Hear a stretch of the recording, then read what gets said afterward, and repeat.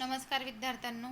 11वी commerce विषय चिटणीसाची कार्यपद्धती, त्याच्यामधील प्रकरण 11 आहे बँकांशी पत्रव्यवहार.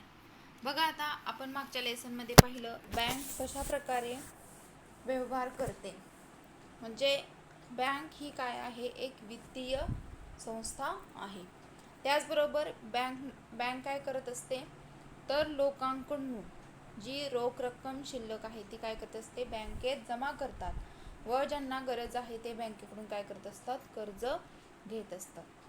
थोडक्यात बँक ही काय करत असते, लोकांकडून ठेवी स्वीकारून तसेच जे गरजू लोक आहेत किंवा ज्यांना पैशाची गरज आहे तर त्यांना काय करत असते, कर्ज देत असते. त्याचबरोबर त्याच्यामध्ये आपण पाहिले व्यापारी बँकेची कार्य. व्यापारी बँकेची कार्य किती पडतात, तर 2. एक प्राथमिक कार्य आणि दुसरं दुय्यम स्वरूपाची कार्य. त्यामधील आपण मागच्या लेसनमध्ये पाहिलं प्राथमिक कार्य. प्राथमिक कार्याचे किती प्रकार पडतात, 2. त्याच्यामध्ये ठेवी स्वीकारणे आणि कर्ज देणे. थोडक्यात ठेवी स्वीकारणे म्हणजे काय, तर लोकांकडून ठेवी स्वीकारणे हे काहीतरी एक व्यापारी बँकेचं काय प्राथमिक कार्य आहे. त्याचबरोबर या ठेवीमध्ये लोकांकडून काय केलं जातं, लोकांनी म्हणजे त्यांनी बचत केलेली जी रक्कम असते तर ती काय करत असते, बँक ठेव स्वरूपात ठेवत असते. त्याच्यामध्ये बचत ठेव असते, चालू ठेव असते, मुदत ठेव असते, आवर्ती ठेव असते. हे काय तर ठेवींचे प्रकार आहेत. तर त्याच्यावर काय केले जाते, ठेवली जाते किंवा बँकेमध्ये त्या मागणीवर किंवा त्या बचत खात्यामध्ये, चालू खात्यामध्ये काय केली जाते, आपली ठेव रक्कम जी आहे तर ती लोक काय करत असतात, त्याच्यामध्ये ठेवत असतात. आज आपण पाहणार आहोत दुय्यम स्वरूपाची कार्य. बघा, आता दुय्यम स्वरूपाची कार्य त्याच्यामध्ये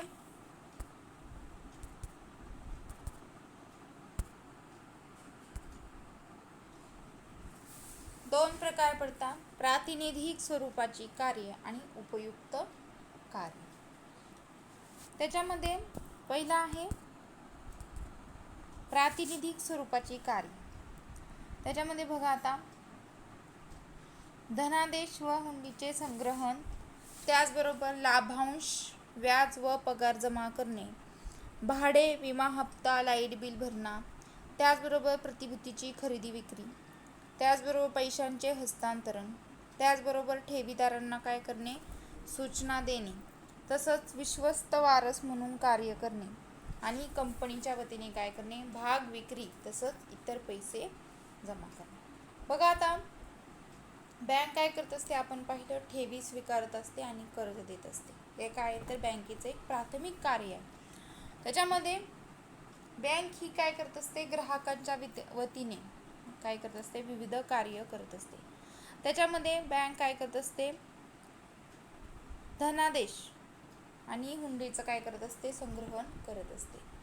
म्हणजे रकमेच्या स्वरूपात न करता काय करत असते, चेकद्वारे काय करत असते, त्यांच्याकडनं कर्ज किंवा त्यांच्याकडनं रक्कम घेतली जाते. त्याचबरोबर चेकद्वारेच काय केलं जातं, व्यवहार केले जातात. त्याच्यामध्ये तसंच लाभांश, व्याज व पगार जमा करणे. मग काही वेळेस काय होतं, आता नव्याने आपण पाहतो, पहिले आपण एखाद्या ठिकाणी कामासाठी गेलो तर काय करायचे, तर लोक हातामध्ये मंथली महिन्याचा पगार असेल तर तो काय करायचे, हातामध्ये महिना भरला की त्याचे जेवढे दिवस भरलेले आहेत त्याच्यावर काय करायचे, त्यांना पगार द्यायचे. पण आता तसं होतं का, तर नाही. आता काय करतात, ज्यावेळेस लोक कामाला लागतात त्यावेळेस काय करतात, त्यांचं अकाउंट नंबर घेतलं जातं, त्यांचं बँकेचं नाव घेतलं जातं. त्याचबरोबर कशा प्रकारचं अकाउंट आहे, सॅलरी अकाउंट असतं, सेव्हिंग अकाउंट असतं. सॅलरी अकाउंट ओपन करून त्याच्यामध्ये काय केलं जातं, त्यांचा मंथली जे पेमेंट असतं किंवा पगार असतो तो काय होत असतो, खात्यामध्ये जमा होत असतो. त्याचबरोबर कुठेही आपल्याला पैसे द्यायचे असतील तरी काय आता सध्या कसे झालेले आहेत, ऑनलाईन पेमेंट झालेले आहे. म्हणजे आपल्याला कॅशद्वारे काय करावे लागत नाही, कोणतेही व्यवहार करावे लागत नाही. सगळे कसे झालेले आहेत, ऑनलाईन व्यवहार झालेले आहेत. त्याचबरोबर काही वेळेस काय केलं जातं, लाभांश तसंच व्याज. म्हणजे एखादा सभासद असेल, सभासद काय करत असतो तर काही अंशी रक्कम त्या बँकेमध्ये काय करत असतो, भरत असतो आणि तो काय झालेला असतो, त्या बँकेचा सभासद झालेला असतो. मग तो सभासद झाल्यानंतर त्याला काय केलं जातं, काही प्रतिअंश लाभांश काय केला जातो, दिला जातो. मग त्याच्याकडे तो जमा न करता तो काय केला जातो, त्याच्याच खात्यामध्ये तो ॲड होतो. म्हणजे त्यांनी भरलेल्या रकमेवर जो मिळणारा लाभांश आहे तर तो काय केला जातो, त्याच्यामध्ये ॲड केला जातो. तसंच जे व्याज असतं त्याच्या अमाऊंटवरचं किंवा त्याच्या रकमेवरचं ते पण काय केलं जातं, त्याच्या खात्यामध्ये जमा केलं जातं. पुढचं आहे भाडे असेल, विमा हप्ता असेल, लाईट बिल भरणं असेल, ते पण कशामध्ये केलं जातं, बँकेमध्ये भरलं जातं. तसेच प्रतिभूतींची खरेदी विक्री असेल, पैशांचे हस्तांतरण असेल, ठेवीदारांना सूचना देणे. पैशांचे हस्तांतरण मग आपण काय करू शकतो, एका ठिकाणाहून दुसऱ्या ठिकाणी किंवा एका ठिकाणावरच्या दुसऱ्या व्यक्तीला काय करायचं आहे, आपल्याला पैसे द्यायचे आहे. तर आपण काय करू शकतो, बँकेद्वारे ते एका देशातील दुसऱ्या देशातील व्यक्तीला किंवा एका गावाहून दुसऱ्या गावातील व्यक्तीला काय करू शकतो, पैसे तिच्या खात्यावर ट्रान्सफर करू शकतो. कशाद्वारे तर बँकेद्वारे आपण ट्रान्सफर करू शकतो. तसेच ठेवीदारांना सूचना देणे, तसेच विश्वस्त वारस म्हणून कार्य करणे आणि कंपनीच्या वतीने भाग विक्री तसंच इतर पैसे जमा करणे. हे झालं बँक ग्राहकाच्या वतीने कार्य. पुढचं आहे उपयुक्त कार्य. बघा आता व्यापारी बँका काय करत असतात, पुढील स्वरूपाची उपयुक्त कार्य करतात.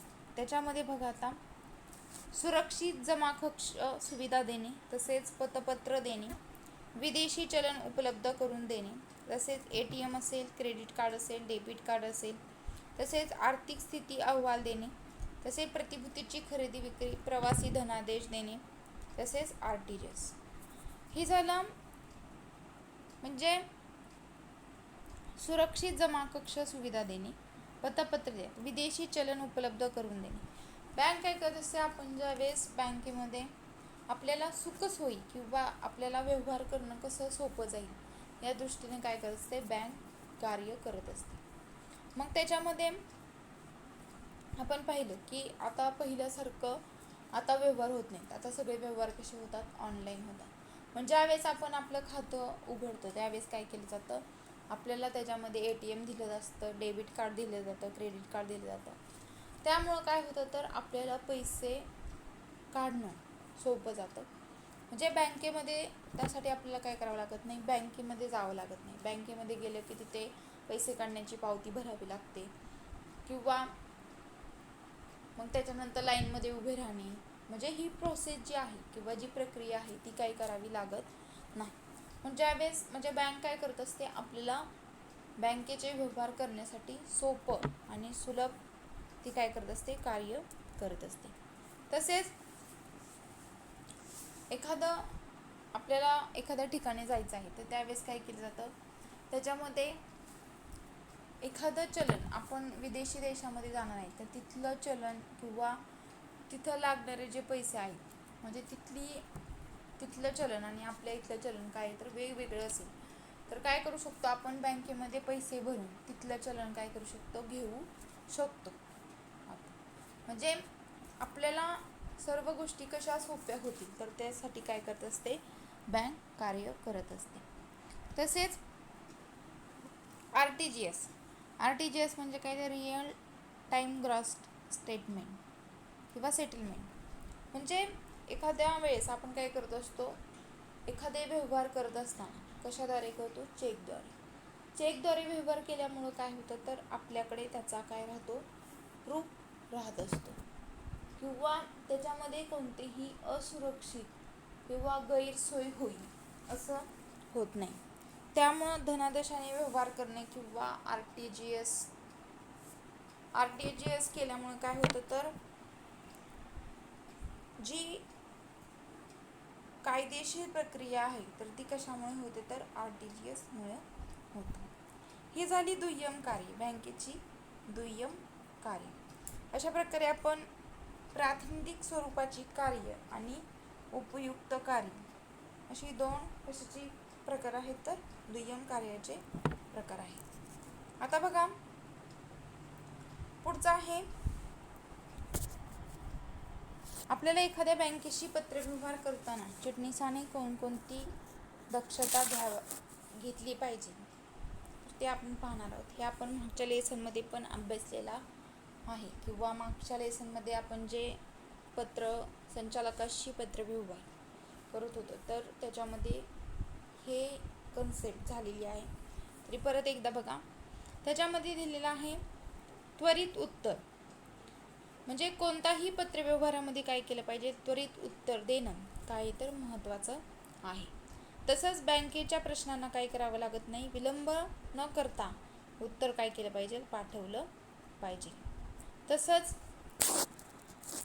पुढचा आहे संक्षिप्तता. बघा आता बँकेशी पत्रव्यवहार करताना काय करावा लागतो, तो संक्षिप्त व मुद्देसूद असावा. तसंच पत्र काय नसावं, लांब नसावं. तसंच विनाकारण स्पष्टीकरण नसावं. हे कशाचं झालं, संक्षिप्तता. पुढचं आहे नम्रता. बघा आता आपण एखाद्या व्यक्तीला पत्र लिहित आहोत, किंवा आपल्याला पत्र लिहायचं आहे, किंवा आपण एखाद्या व्यक्तीशी बोलत आहोत. म्हणजे ज्यावेळेस पत्राने व्यवहार केला जातो तर ते एक प्रकारचा काय केला जातो, आपण त्या व्यक्तीशी बोलतच असतो, आपलं काय करत असतो, मत मांडत असतो. मग एखाद्या व्यक्तीशी बोलताना आपण काय केले पाहिजे, नम्रता व्यक्त केली पाहिजे, किंवा नम्र भाषेचा काय केला पाहिजे, उपयोग केला पाहिजे. कठोर व असभ्य शब्द काय केले पाहिजेत, वापरले गेले नाही पाहिजे.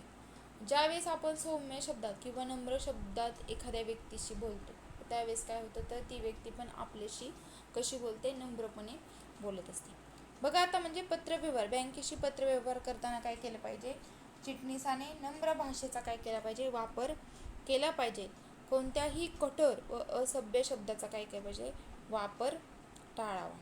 त्याचबरोबर पुढचा आहे स्पष्टता. बघा आता बँकेशी गैरसमज टाळण्यासाठी काय केले पाहिजे, स्पष्टता आवश्यक आहे. तसेच चिटणीसानं काय केलं पाहिजे, व्यवसायाबद्दल सत्य तसंच वास्तविक स्पष्ट काय केलं पाहिजे, माहिती पुरवणं आवश्यक असतं. तसंच पुढचा पॉईंट आहे बघा, अचूकता. म्हणजे चिटणीस काय करतो असतो, बँकेला अचूक माहिती पुरवतो. तसंच पत्रव्यवहारात काय करतो असतो, माहिती व आकडेवारी अचूक नसावी.